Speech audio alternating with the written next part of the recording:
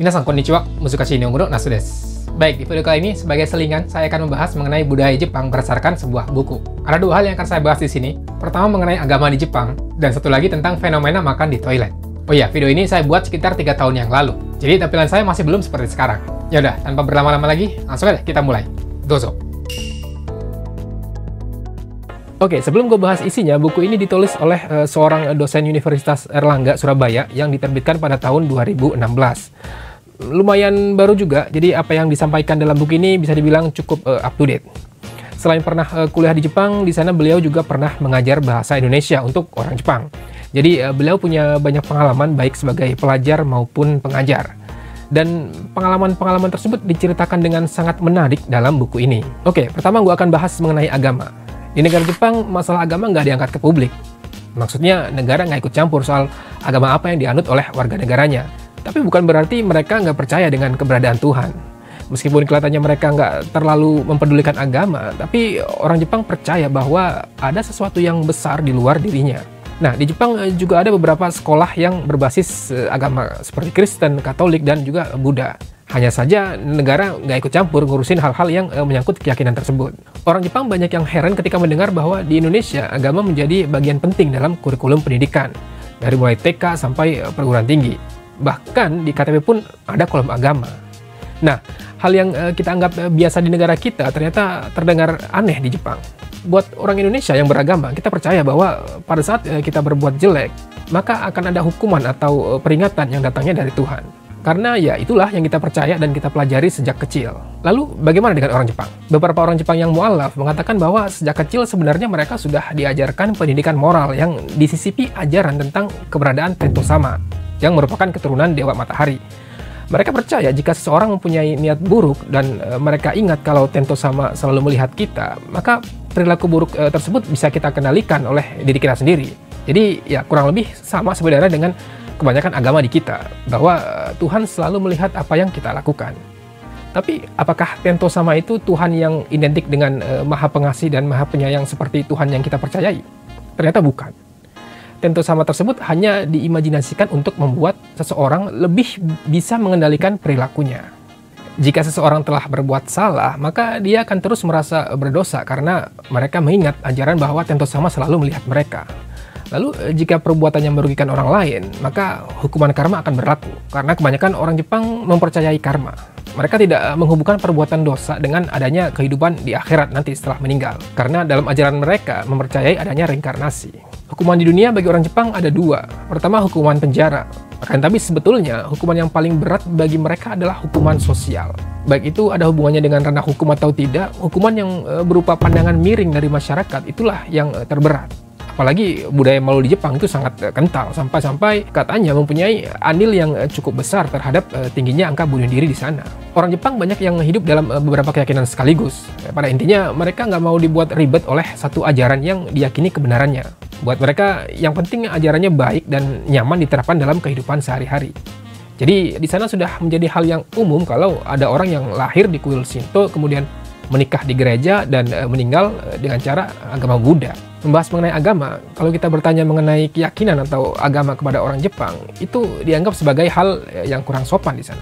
Karena banyak di antara mereka yang tidak secara resmi menganut sebuah agama. Ada satu hasil survei yang menyatakan bahwa jumlah pemeluk agama atau keyakinan di Jepang melebihi jumlah penduduknya. Itu artinya ada beberapa orang yang memilih lebih dari satu agama atau keyakinan. Bagi orang yang mempunyai agama seperti kita, ada batasan yang jelas antara surga dan neraka.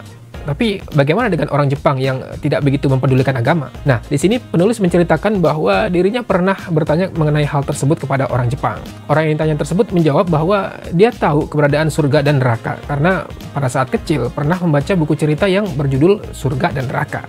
Diceritakannya bahwa buku tersebut ada 3 jilid. Yang pertama membahas mengenai neraka, di mana tokoh utamanya selama hidup banyak berbuat tidak baik sehingga setelah meninggal dia masuk neraka, yang digambarkan dengan banyak jenis siksaan.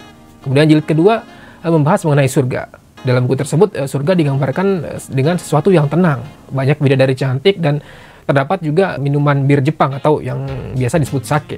Lalu jilid yang ketiga adalah mengenai dunia, di mana pemeran utamanya meninggal dunia dan hidup kembali atau mengalami reinkarnasi. Dan diceritakan oleh pemeran utama bahwa yang terpenting dalam kehidupan manusia adalah berbuat baik, tidak membuat malu diri sendiri, dan tidak merepotkan orang lain. Nah, buku-buku seperti itu banyak dimanfaatkan oleh orang tua untuk menakut-nakuti anaknya. Jika anaknya nggak mengikuti apa kata orang tua, maka akan masuk neraka. Jadi, motivasi agar nggak masuk neraka ini sangat unik karena seorang anak harus mengikuti kata orang tua, supaya tidak ditegur oleh orang lain yang bisa mengakibatkan rasa malu bagi orang tuanya. Jadi bukan karena Tuhan yang mereka percayai, tapi lebih kepada takut pada teguran orang lain. Karena pandangan orang lain inilah yang menyebabkan mereka nggak mau berbuat hal yang nggak baik. Ditegur, diejek, diketawain, itu akan menjadi beban mereka seumur hidup. Dan bagi mereka itulah neraka yang sebenarnya. Bagi orang Jepang, yang harus mereka lakukan agar terhindar dari neraka dan masuk surga adalah nggak bikin orang tua susah, kemudian nggak ngerepotin orang lain, dan juga nggak mempermalukan diri sendiri, orang tua, dan orang-orang di sekitarnya. Mereka nggak perlu diiming-imingin dengan kata-kata supaya masuk surga untuk memotivasi mereka agar berbuat baik seumur hidupnya. Inilah yang sedikit berbeda dengan di kita, yang kebanyakan dari kecil kita diajarkan berbuat baik supaya masuk surga.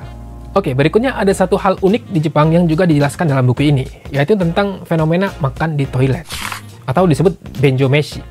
Fenomena ini mulai jadi bahan pembicaraan banyak orang pada akhir tahun 90-an dan awal tahun 2000-an. Setelah beberapa koran dan TV di Jepang mengangkat hal tersebut sebagai topik pembahasan, karena dianggap aneh oleh pengamat psikologi sosial pada saat itu.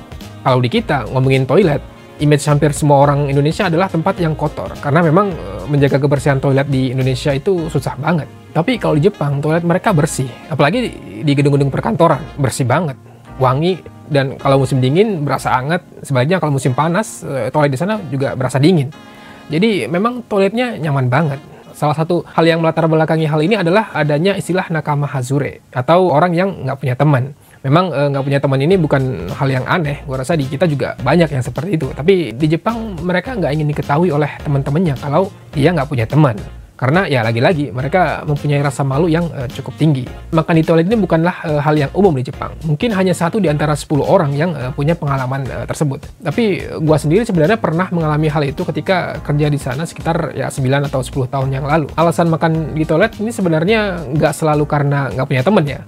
Ada juga karena sibuk dan nggak ada waktu banyak untuk makan siang. Apalagi nggak semua kantor nyediain tempat makan yang proper. Kadang ada yang sempit, hanya muat beberapa orang, dan sebagainya. Jadi terpaksa harus cari tempat lain. Kenapa gue pernah ngelakuin hal itu? Karena pas lagi nggak ada waktu makan siang. Dan akhirnya ya gue bawa onigiri ke toilet, makan di situ. Nah, makan di dalam toilet ini maksudnya bukan di area wastafel ya. Tapi benar-benar masuk ke dalam toilet, kunci pintu, duduk, makan. Dan ya pada umumnya memang nggak lama, paling 5-10 menit. Tapi ya, gua rasa ini nggak perlu kita tiru lah ya. Oke, sampai di sini dulu video kali ini. Kalau kalian tertarik dengan cerita-cerita unik seputar Jepang, nggak ada salahnya kalian langsung beli aja bukunya Wow Japan. Terima kasih banyak buat kalian yang udah nonton dari awal sampai akhir. Kalau kalian suka dengan konten seperti ini, jangan lupa untuk subscribe buat yang belum, klik like dan share juga ke teman-teman kalian. Kalau ada kritik dan saran, boleh silahkan tulis di kolom komentar di bawah. Sampai ketemu lagi di video berikutnya. Sampai jumpa.